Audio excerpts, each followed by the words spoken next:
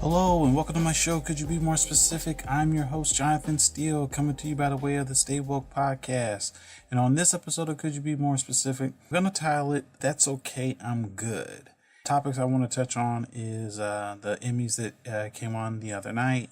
I'll address some of the highlights, I guess, of that show. And then I'll also touch on Katt Williams and his recent interview in Atlanta, and some of the things he said about some of the other comedians like Tiffany Haddish and Lil Rel and Kevin Hart. I'm going to start on the Emmys. The Emmys, ironically, is in that same category lately. I know I've touched on this on previous pods where I've talked about some of the award shows. The only exciting award show right now is the BET Awards. It's the only fun award show. Other than that, it's just you're watching a lot of kind of really successful, talented people, but it's like I'm not really motivated to see them give each other awards, which is unfair to the rest of the television and film community because it's more than just the actors and the faces we see on posters that make these films. But if you ask me, like, am I motivated to watch these type of shows? No. I'm over it. I do like the hosts, Michael Che and Colin Jost. They're the best part of Saturday Night Live. So when I heard that they were hosting, I'm like, oh, okay. But even when they have, hosts that you like, they're really just kind of filling in time. So whenever I hear people talk about the host all the time, I'm like, well, the host is just trying to get you to the next step, ultimately. And some of the bits that I saw that they did were funny. Of course, I think the one part with Michael Che that got a lot of people upset is what he said about The Handmaid's Tale being a show that is kind of pretty much showing an aspect of slavery in The Handmaid's Tale, and everybody's like, it's like this is so terrible and all this heart-wrenching stuff. He's like, yeah, and he paraphrasing, he's saying, yeah, that's what black people experienced. And a lot of people were kind of like so in the room to hear that, but it's true. But they'll go crazy over that show, and it's essentially the same thing. And I watched The Handmaid's Tale. I think it's a good show. I like it. It is a tough watch, but I thought that was a really funny kind of bit that he did about that. And I know that they had like one guy propose to his girlfriend of over 5 years there, and then a bunch of other shows won that people probably haven't seen before. And to be fair, it's so much TV. I don't know how anyone really has a chance to really watch all these. I'm pretty sure like whatever the nominees are, they give you the episodes to cover for them, and then you make your decision based off of that. But when I heard a lot of people kind of complaining about it on social media the other night, talking about some comments were like it was mostly white. I'm like, well, to be fair, just what was it, a few weeks ago at the Creative Emmys, for the first time in history, all four of the guest spot supporting actor roles were won by all black people. Tiffany won, Tiffany Haddish won, Katt Williams won, Ron Seaford Jones won, and that's Samira Wiley on The Handmaid's Tale won. And so to have four black actors sweep all four of those categories, I think it's the first time that's ever happened in history. So that's a pretty big accomplishment. As far as the main shows go, if you were watching that show and you were really thinking that Issa Rae was going to win for her category, or say even Tracee Ellis Ross, it's like, they're just happy to be there, And I think, some of us got to get to this point where we got to stop getting so caught up in these award shows. And I was listening to a podcast by this guy, I think it's BBG or BSG. And he was actually talking about, the whole thing about with the whole recent pageant and how we have awards and we have committees that do target specifically highlighting the achievements of black people, black Americans in this country, African Americans in the same category, but we don't really highlight those awards. And one thing I gotta really give Monique credit on, even though I've been somewhat critical of her because I thought some of the stances she's taken have kind of come across as more so a me first kind of attitude with it in regards to some of the things that she's been involved in, was when she won the NAACP award and she went on other shows, she talked about that. She's like, why does this award for a lot of us not mean as much to us as it does the Oscar? your people are giving it to you. The Oscars still represents an award where, when she won in her speech, she mentioned Hattie Mae McDaniel and how she could really, I don't even think, be there at that award show like that. They weren't really even allowing black people to sit in theaters to even watch Gone with the Wind. And to be fair to her, she did take the time out to acknowledge her in her speech. And that was a form of perspective. And I say that to say that I think that's what people of color got to start having when they're dealing in a predominant industry that does not look like them. And sometimes you just got to then work harder to highlight and acknowledge the award shows or the outlets that embrace you. And we got to do a better job of that. We got to do a better job of supporting each other in the business community. And we also got to do a better job of supporting each other from a social standpoint. One of the best ways for us to kind of change the narrative that is around us is to support one another. Because, the Asian demographic in all parts of Asia, whether it's Japan or China, they've built up a market where they don't really need outside influences. They don't mind partnering with people if it works for them, but it's not mandatory. And we kind of got to get like that. And we got to start supporting each other and realize there's going to be a lot of trial and error while we do that.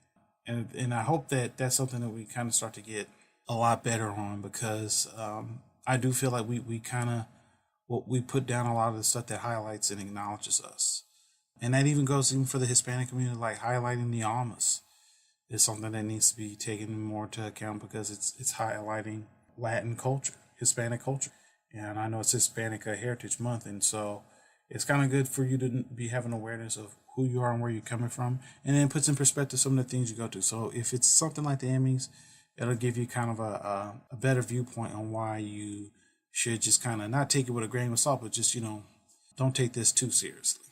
But I'm going to transition off talking with the Emmys, and I'm going to transition to Katt Williams. And I know Katt Williams had a recent interview on V103, and it seems like the excerpts that kind of got taken out the most were the excerpts of him talking about Tiffany Haddish, Lil Rel Howery, and Kevin Hart. And I know Katt Williams feels like with Tiffany, he brought up, can you name a joke? Or can you bring up a special? And, he was really kind of like attacking her resume, saying she didn't write Girls Trip. And I thought that was so disappointing because, one, some people do have certain jokes that you remember and some don't. Some have a body of work that just speaks for themselves, where it's not even about the joke, it's about them having a conversation with you. What's unfortunately disappointing with the whole thing with Katt in regards to Tiffany is that a lot of the times it's a culmination of work that you do, and then when you hit that one big thing, it changes your career. So for example, I wasn't aware of Katt Williams before Friday After Next. I'm pretty sure he was working as a comedian long before then. His career didn't start with Friday After Next, but Ice Cube gave him an opportunity, put him in a movie, and that changed his career. Ironically, Ice Cube put her in a movie called Janky Promoters, and it was a small part, but I remember when I watched that film, and the film was okay. I was like, who's she? Like, she was playing like a maid at a hotel, and she wanted to sleep with Young Jeezy at the time. And it was a real funny bit. And like after that, I would kind of see her every now and again in some stuff. I always thought she was funny. I thought she was always pretty and silly. But I was like, oh, there's something about her. And then obviously Girls Trip comes out, and then it changes her career. So I say that to say when he says on that show, well, she didn't write Girls Trip. It's like, well, you didn't write Friday After Next. Ice Cube did. Pretty sure you probably added certain things to that part to make it yours, and you probably changed some things, which is fair. But Ice Cube still wrote that movie, just like it's the same thing for Girls Trip. So I didn't get why, even when he was going up on his specials about her, or talking about the lack of specials he had, why that was such a big selling point on why his critique was of her. And then he was going at Lil Rel Howery and talking about how he looks and him not being attractive, and he said the same thing pretty much about Kevin Hart. And he also brought up Gerard Carmichael. Again, to me, Gerard Carmichael was just a different level of comedian than Katt. Katt is kind of jokey. Gerard Carmichael is someone of, the era of a George Carlin. Well, he's like making an observation. He's really kind of telling you stories in a way, but he's talking with you. He's not a joke person. And then, you know, Kevin is observational, but he's funny too. He's more so in the vein of Eddie Murphy, where he talks about kind of like light stuff, but about his life. But it was just kind of fascinating to see that he was going so hard at Lil Rel for some reason because of the looks thing. And it's like Lil Rel Howery, out of everyone that he critiqued, is probably the most likable person at it. Because the moment you watch him on the Carmichael show, you immediately like him. I know he just had his recent show premiere on Fox, and I watched it. I liked it. I thought it was funny. But he just has this real kind of like everyman kind of quality to him. And you feel like you know when you watch him a lot of the time. And that's why he's probably at where he's at right now from a career standpoint. And another thing that people don't bring up about Hollywood, and I don't want to get too sidetracked here, it's no different than any industry. People want to work with people that they like and that are professional. Through it all. So let's just cut through all the rumor stuff about what people do to get there and all that type of stuff. When you just get right down to what people are actually looking for, is like, are you professional and do I like you? That's pretty much it. And especially in regards to Lil Rel and Kevin Hart is a big testament to this. They're likable people. They work really hard at what they do, and they're likable. So it's not that hard to see why their careers are at where they're at. And the thing with Katt and Kevin, he's, made it known that is friends with, Kevin's ex-wife, and that kind of shapes the way he views Kevin. Okay. But you do realize then every time you bring up Kevin in the conversation, it's going to come across as it's a bitter thing. So you just kind of come out better not mentioning him at all, because that was his personal situation. It doesn't involve you directly. If Kevin hasn't done nothing to you personally, then you should kind of stay out of that. But, and of course, I know he got Donkey of the Day by Charlamagne because he brought up a bunch of stats that were inaccurate from his ticket sales to how many specials he's done. And it's disappointing because Katt Williams is a successful comedian. He still is a funny comedian. He's not at the height of that he was at with Pimp Chronicles, but he's still really good. It's kind of sad because, a lot of his comedy has been about not hating on people or wanting more haters. But if you look at over the last several years, Katt Williams really hates a lot on people in his peer group, and it's kind of sad and disappointing that he does that. But those are just some of the things I kind of wanted to touch on with that. I'll probably follow up on some of these things probably in the future if there's anything else interesting that pops up from it. But I want to thank you guys for listening to the show. I want to thank D and all the work that he's doing to put together our videos, and I'm looking forward to more future content that we're going to be doing for the pod. I want to thank all you guys for listening. Definitely continue to like, share, and follow. Definitely support us and become a patron. Again, my name is Jonathan Steele. Thank you for listening. Could you be more specific? I'm looking forward to doing more of these again in the future. And I hope you guys have a good week and stay safe.